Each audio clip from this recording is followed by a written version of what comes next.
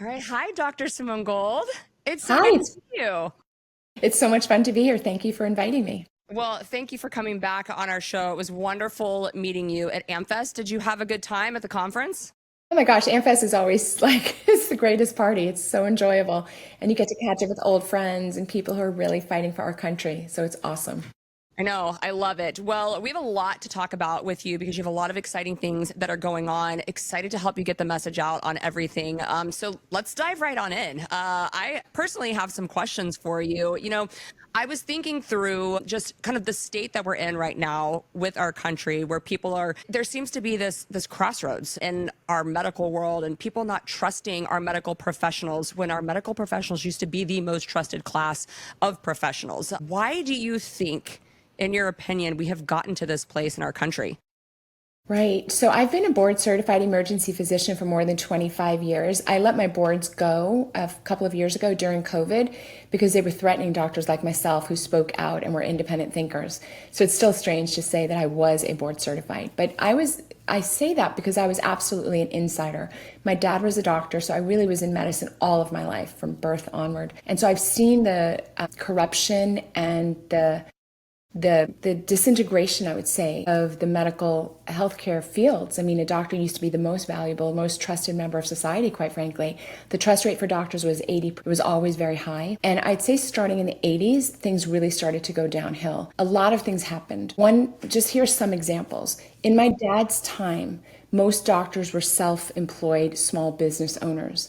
About 80 to 85%, I think 85% of doctors were small business owners in my dad's day. Today it's flipped. About 15% of doctors are small business owners. So at the top level, doctors, like all people, have a tendency to follow their paycheck. So who's paying the doctors? It really comes down to the government because doctors are usually following Medicare rules, which is straight from the government. And even those few doctors that don't accept Medicare, the private insurance companies follow Medicare policies. In my case as an emergency physician, I also had to follow my corporate employer, which is a large hospital chain. Now that hospital chain cared deeply what Medicare thought, and they also had their own rules and regulations. So during COVID, I was just working as a doctor and trying to give patients the right treatment, right? And I was being told by my corporate employer not to do things that were in the patient's best interest. And if I had only been a small business owner working only for myself, I would never have even been in that position. So there's many reasons, but that's probably the largest single reason. Other reasons is the doctor-patient relationship is completely disintegrated, again, because there's this middleman of insurance. In my dad's day, patients stayed with their doctor for decades, really. I mean, my dad had some patients all of his life, and that is totally unheard of now, to have a long-term doctor-patient relationship where there's a human being who actually cares about you. So there's a lot of reasons, but I just wanted to put a human angle on why the trust is gone. And by the way, deservedly, the trust should be gone. Well, thank you. I mean, like, I think when I would think about treatment, you're kind of putting this blind trust that the physician is doing their own research and they are doing fact-based treatment. And, you know, your experience, are you seeing that research that doctors are doing is going down? And do you think people actually understand, like, who is driving the Yes. treatments? So I love that question. It's so important because I started paying attention to this during COVID. Before COVID, if I had a problem with a patient and I didn't know what to do, I either did some independent research or I asked a doctor who I already knew was really smart. Like somebody else I worked with, a colleague, I was like, oh, that guy's really smart. I'm going to go ask that guy. In other words, I did some degree of independent research. I thought all doctors did this. Turns out they do not. So starting in 2020, I was going back and forth with my peers about hydroxychloroquine and ivermectin, and before, all the controversy when the president endorsed hydroxychloroquine, before that, I was asking my peers what they were going to do. And there was such a lack of curiosity about the journal articles that were coming out showing hydroxychloroquine worked because they were coming out very early in 2020, and my peers weren't even reading it. All they were doing was following essentially Facebook. I mean, I don't know what they were looking at, but they were not reading their own research. That was shocking to me, Amy, that doctors didn't do their own research. And I started thinking, I don't even know why people are paying doctors. I mean, if you could just go to Google, I mean, what's the point? Yeah. So that was eye-opening. And So people need to be very suspicious of their doctors because most doctors are not worth it. I'm sorry, but Well, I don't disagree with you at all. And I think what we find ourselves, so as a patient, I mean, I'm not a trained medical professional by any means, but I think what we're finding though is you said that you went and studied your own journals. You were doing your own research. What sources were you reading? Like which sources were you looking at the research for and the journals? So, as like most bedside doctors, just regular bedside clinicians, ER doctor, right? I'm not a hardcore scientist. So I just had blind trust in the major medical journals. That would be New England Journal of Medicine, JAMA, Lancet, British Medical Journal. Those are probably the most famous for. There are hundreds and hundreds of medical journals. Some are highly reputable, listened all over the world. Back in around, I think it was around June of 2020, their Lancet, which is the most famous medical journal essentially, had a big scandal because they published fraudulent data on hydroxychloroquine to get people all over the world to think it wasn't helpful for COVID. It was a big scandal. It's actually, if you Google it now, it's called Lancet Gate. So within a couple of weeks, they had to retract the study. And it was stunning. That doesn't happen. You have so many layers of complexity to the approval process of getting published in Lancet. I mean, everyone's competing to get into that journal. How could they have published such massive fraud? They pulled it back. They've acknowledged it was fraud. It was not reproducible. It was garbage. But it ended up putting the scientific veneer that hydroxychloroquine wasn't helpful all over the world. So that was very eye-opening to me that medical journals have been massively corrupted. So I sympathize and empathize with patients because everyone's a patient eventually. You, yourself, your mom, your dad, your kids, everyone's eventually going to be a patient. How do you get good information? I'm telling you, you have to throw out the old and there's a new way coming. I'll share that with you, but it's very, very difficult. Well, I mean, it is. And then now we have this report. Mark Zuckerberg goes on Joe Rogan and talks about the actual pressure that he got from the Biden administration to suppress information on these alternative treatment methods. And so when you say you're studying journals and you're getting your information, it's not like, I mean, you're actually going to reputable sources. So they were censoring reputable sources, correct? Yes, we could go on for 4 hours about what I know about the censoring and the propaganda. So essentially the NIH funds research. The NIH checks all essentially have to be signed by Fauci, right? So first of all, they're funding research that dovetails with what they want to discover. There's a lot of big pharma funding of research as well. So the articles that make it into the journals are already skewed at the outset. And then I have many, many examples of articles, peer-reviewed independent doctors that put forth articles that they couldn't get published. So on the side now, I'd say for the last 3 or 4 years, independent doctors have been sending to each other in various social media groups and groups that we formed reliable research. So it's quite difficult for a patient to get to the truth. It's out there. It's out there, I promise you, but it's not so easy for the ordinary person. How were you getting your message out? So predominantly people were going on the big tech platforms, I mean, that we're all familiar with. But once you started noticing that the information you were trying to get out was being suppressed, what were your options? Yeah. So I was a completely private person until COVID. And in the summer of 2020, I decided to speak out and I organized a bunch of doctors and we all went together to Washington, D.C. and we stood in front of the Supreme Courts to bring our message to the American people and people across the world that they didn't have to live in fear, that, you know, there's early treatment available if they should want it. Lockdowns don't work. Masks don't work, right? And mostly we wanted to lift the fear. We wanted to get children back in school. We knew the 6-foot social distancing was completely fabricated, etc. Until that moment, I had never personally been censored. So we stood up there July 27, 2020, and by the next day, I was censored and propagandized everywhere. And it was very difficult. So I think the world kind of split.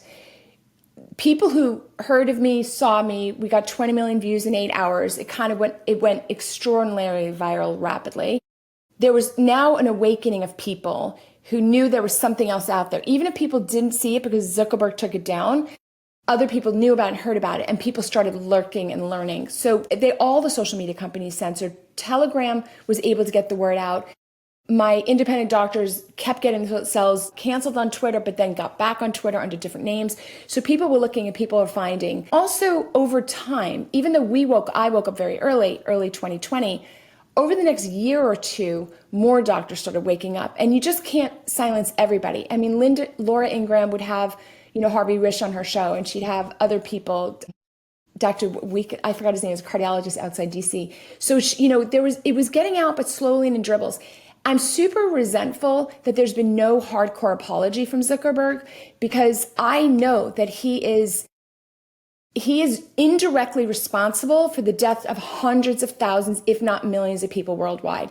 I know that he was pressured by the government. We filed an amicus curiae brief, and we saw the pressure that the federal government put on Zuckerberg and on Twitter and all of them. Nonetheless, it's his company, and he should have stood strong. Wow. I mean, I think that is the sentiment of a lot of people, and it's almost too little too late for so many people that were censored during that time. I've heard you use this phrase, medical Marxism, a lot. Explain what that is and what got you to starting to use that phrase. Yeah. So when the shots first came out, what struck me was, first, they rolled the shots out to the adults, but then they pretty quickly tried to roll them out to the kids. So we brought a lawsuit to stop them rolling out to the kids. We delayed it, but eventually they rolled it out to the children. I think that was the summer of 2021. So we delayed it a few months, but I think in July 21, the government allowed it. Within 2 weeks of the federal government allowing these shots to be given to 12 to 15-year-olds, there were a few local jurisdictions across our nation that allowed children to get the shots without parental consent or parental knowledge.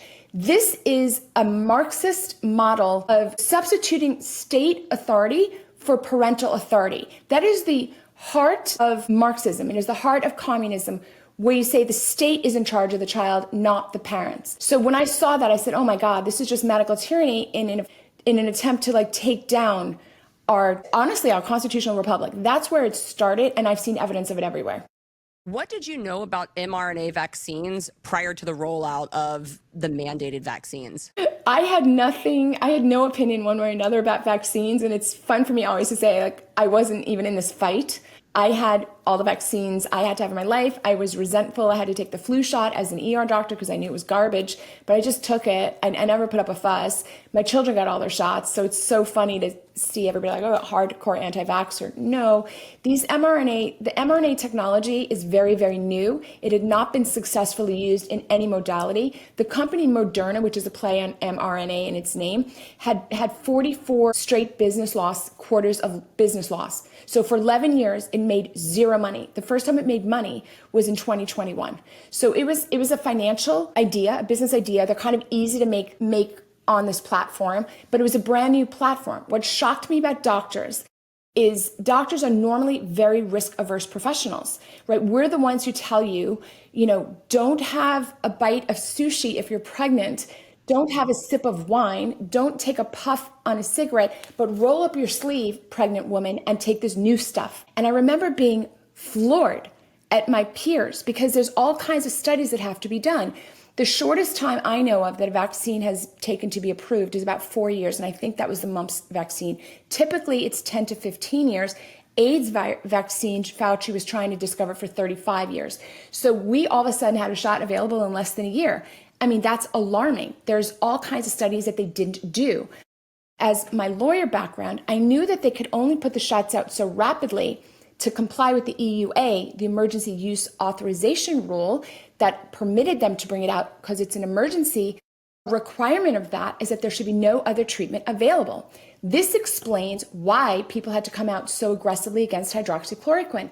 If there had been a cheap, safe, generic drug that had been out for 70 years, then of course you can't roll out an experimental new thing to give people. You give them the old safe stuff. So they had to mock and diminish hydroxychloroquine. That explains why they did that. But it was... So you really think there was this coordinated effort that was going on behind the scenes to suppress working treatments in order to push and make this company billions and billions of dollars? Okay, so I will only say things that I'm certain of. 100% the campaign against hydroxychloroquine, I'm 100% certain, was conceived so that the shots could be approved quickly. Hydroxychloroquine was only maligned in first world countries, really America, not even as much in Europe, but it was America. It is used all over the world, and it's over the counter, actually. People across the world don't understand why we went. Now, why it happened is multifactorial. I understand Pfizer, Moderna, Johnson & Johnson chasing their financial interest. I think what they did was despicable because they didn't look out for safety above all. And by the way, you give vaccines to healthy people, so the safety profile has to be virtually 100%. It's not like you're giving a treatment to a sick person who might accept a risk. You're giving them to healthy people and you give them to hundreds of millions of people. It better be extraordinarily safe. So they did not put out safe stuff and they did not correct messaging, which was inaccurate. However, the real blame for me is our federal government, because Big Pharma is chasing its corporate interests. And I'd like to have pharmaceutical companies that earn money and bring good things to the market. Like, I'm not against that. I'm against incentivizing them to do shoddy work and covering up their mistakes. So the FDA and other agencies, Bobby Kennedy has pointed out so often, are captured. It's called regulatory capture. The people in charge of approving these medicines, once they leave government, they go and work for those same companies. They go work for Moderna. For example, Steve Hahn, the former FDA commissioner in charge of approving Moderna, went off after his time, and he was a Trump appointee, but went off after his time, and he's now the CEO of the money arm of Moderna. So that's a direct conflict of interest. So it's called regulatory capture, and our government agencies owe the American taxpayer due diligence on the applications that come to them, but they just rubber stamp them. Wow. So, okay, I'm a consumer. I want to be a more informed consumer to make the best choices for myself. But like we just talked about, sifting through what someone's calling misinformation versus not. And, you know, at Parler, we always tell everybody, we aren't trying to be the arbiter of truth. We want people to put their information out there and let people decide. But at the end of the day, from your perspective, what are like the things that people should do to actually filter through information and know if what they're getting is correct or not? Listen, I have 2 doctorate degrees and I'm very experienced in this area. And I'm telling you, it's very hard. I would say it's impossible for the average non-physician to really navigate this information. So that is why for the last 3 years, I've devoted so much time and energy to building a new company. It's called Gold Care. My last name, GOLD, care, CARE.com. This is a passion of mine, is to make sure that everybody has access to good information. Like Parler, we don't tell you what to do. We don't misinform you. We give you all the information you need and let you decide. Let me give you an example. Once you're a Gold Care member, you get to hear all kinds of information from all kinds of sources. So just last week, we did our medical town hall, which we do every month, and we open them to the public. And we did it on Ozempic. I mean, everybody's talking about Ozempic. Does this work? You know, Elon Musk was like, everyone should be on Ozempic. So we're not here to tell you yes or no. We're here to tell you the good, the bad, the ugly on the GLP-1 agonists. Are they good? Are they risky? Do they work? All of that. Then once you have all the information, if you choose to go ahead, informed consent. But are there alternatives? Are there natural alternatives that are almost as good or kind of as good as GLP-1 agonists? What is that? We put at goldcare.com all the information in front of you, and we give you a way to access it. So let's say you decide Ozempic is for you.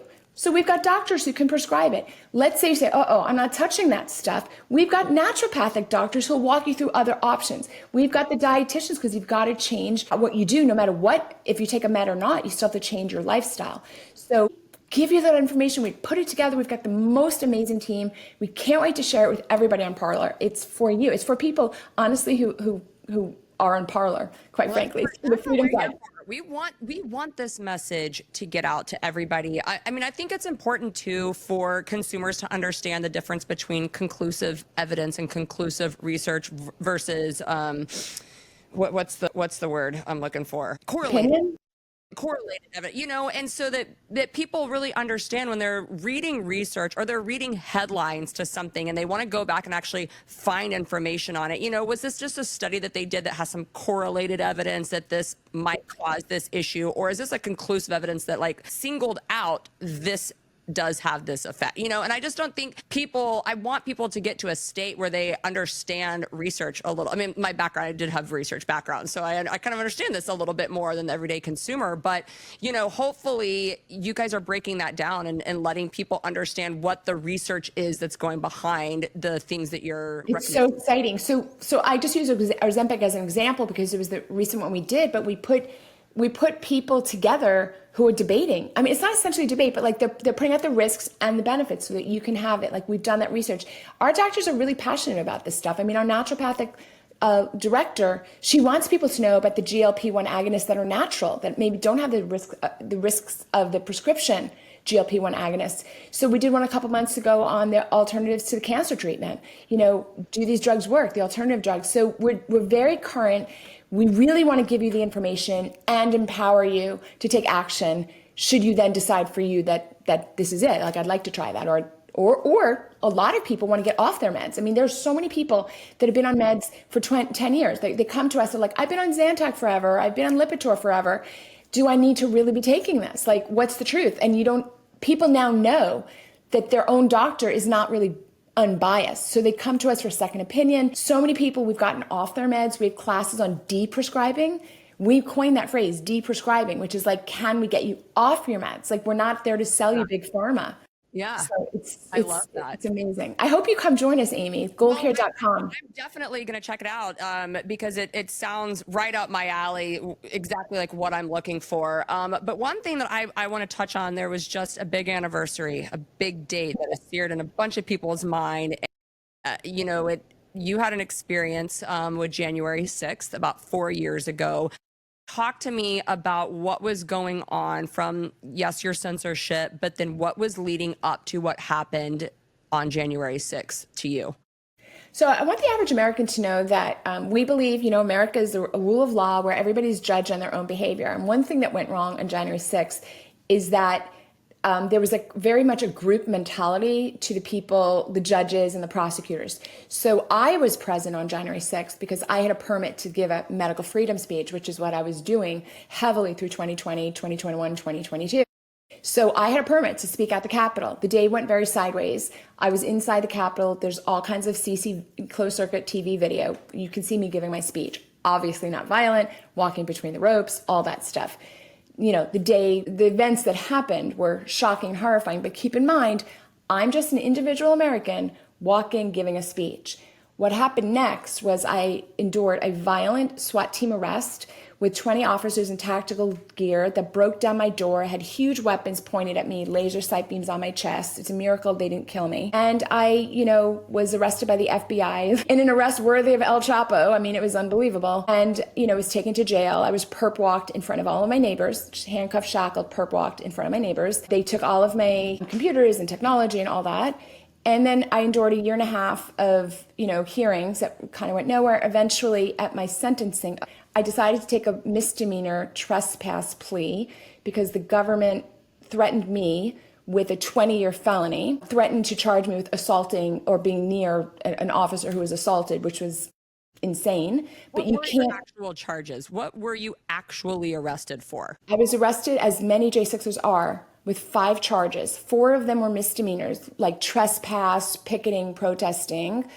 But one was a 20-year felony. It's the 1512C2 felony, which is obstructing an official proceeding or tampering with the witness or evidence, which had nothing to do with anybody on J6. It is merely a charge that the federal government levied against us because it carries a 20-year sentence. So that's why virtually all J6 defendants collapsed and took a plea, because we were not being threatened with anything normal and reasonable, such as trespass, but we were being threatened with a 20-year felony. When I discovered that, I took a plea for a misdemeanor. Nonetheless, you don't normally go to prison for a misdemeanor. I've yet to find anyone who's gone to prison for a misdemeanor, except if it's a J misdemeanor. So my judge clearly hated me, irrational, and threw me into maximum security federal penitentiary, maximum security, for 60 days. And I did that in the summer of 2022. And then I was on supervised release, known as probation, or I think, for another year. So that's been over for me for a year. But I look forward to Donald Trump talking about this. And the reason is my story is the individual American who was overcharged by the federal prosecutors, but also the judge who lied from the bench flat out lied from the bench. She said 5 people died that day in the Capitol, which was a lie. And you cannot have federal judges that are lying or that ignorant. It's not acceptable. I have examples of the prosecutors lying, flat out examples. They contradicted the evidence that they had in their possession. And the punishment that J6er defendants like myself have endured, violent SWAT team arrests, put into isolation, put into prison for misdemeanors, put in maximum security instead of a minimum camp. I mean, the list goes on. People died. People had miscarriages. Children were kicked and abused by like agents. The list of harms is enormous. The businesses were closed. People lost their mortgages, their jobs. They were mocked. They were propagandized, right? You need the president to come out and explain what happened to Americans as a result of a weaponized DOJ and FBI. I think this is as important as what the federal government wrongly did to Japanese Americans in 1944 when they interned Japanese Americans based on their ethnicity. That was wrong that our government did that, and we had to look that in the eye and say, who are we as Americans? Are we going to isolate people based on their ethnicity? I say to everybody, are we going to isolate and treat people differently based upon their political beliefs? For me, it's the same. And I think the only way we're going to move past this as a nation is if we see what happened, which is the government went after its own citizens aggressively. And I think the only one who can do that, honestly, is President Trump. And I look forward to him doing that. I hope he does. Yeah, absolutely. I mean, when it comes down to medical freedom, how did that experience now shape your views of medical freedom and the role that government plays in healthcare? Yes. So there's many ways to end up with a tyrannical government. You think of religious liberty and you think of economic liberty. You know, Venezuela collapsed from an economic, and USSR has, squashed religious liberty.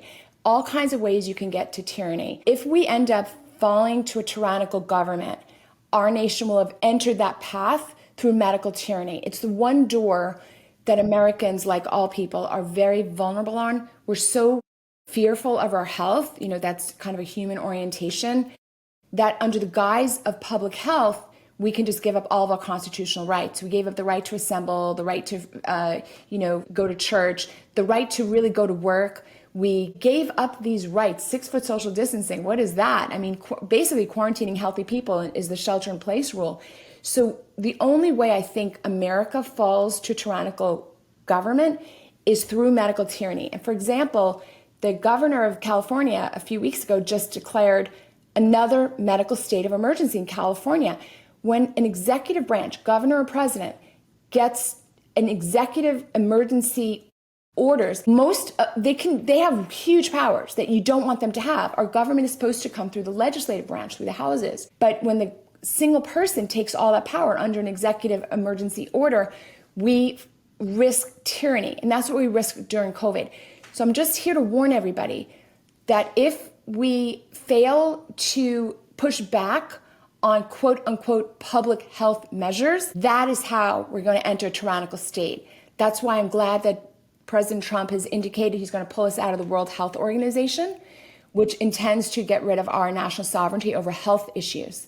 It's really important to keep your eye. The other reason we launched goldcare.com is we need the average American to be informed and not captured by medical fear.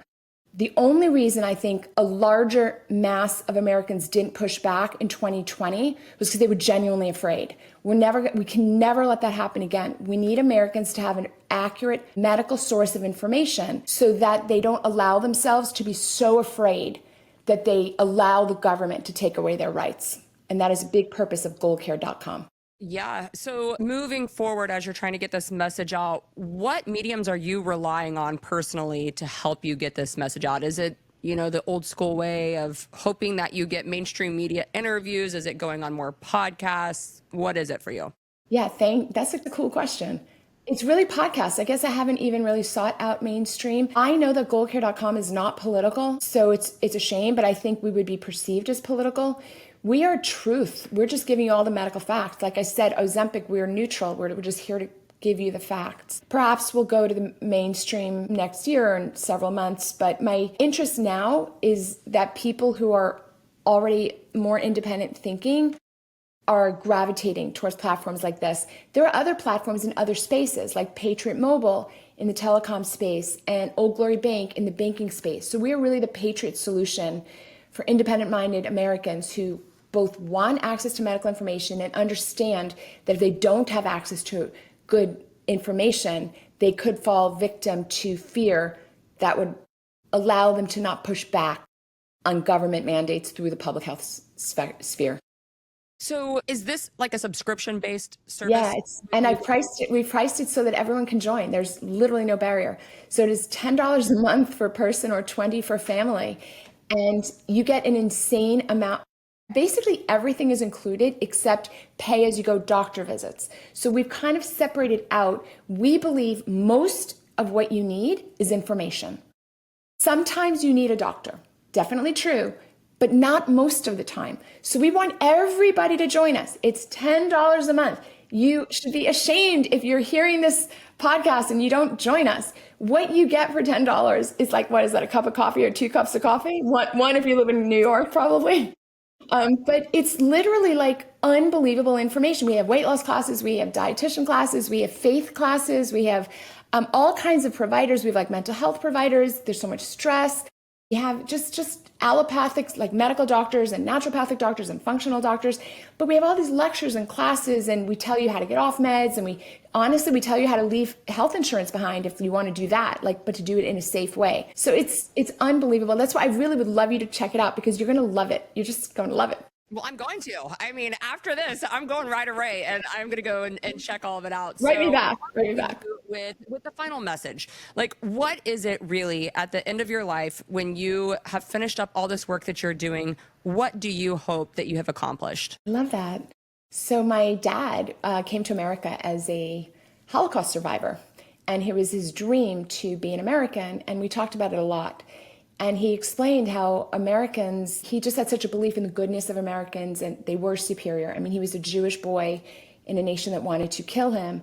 And when the American fighter bombers were overhead, they dropped leaflets into his hometown in his home mother tongue, telling the citizens to run for the forest because they didn't want to kill the citizens. So he was simultaneously being starved in his town because he was Jewish and they wouldn't let him eat. At the same time, these American fighter pilots were trying not to kill him, right? And he's like 10 years old. And this is why he always wanted to be an American. So I, like my father, believe in the American dedication to the individual. When you protect the individual, you allow the individual to rise to their highest level of creativity and freedom. You make a wonderful nation. You get to live in peace. And so I hope at the end of my life, I can look at my children and say, I've left you in America the same as my father has left me, a land of freedom, a land of opportunity, a land of when you receive based upon the amount that you work and put in. And so that's my dream, is that I leave America a little better than we saw in 2020. That's powerful, Dr. Gold. I just appreciate your time coming on this show, sharing this message, and appreciate all the work that you're doing. So everybody go and check out goldcare.com. And where can they follow you on social media? Please, Dr. Simone Gold, DrSimone Gold. I think it's on all social media platforms, I believe. Go and check that out. And thanks again for joining us. We'd love to have you back anytime you want to come on. Thank you.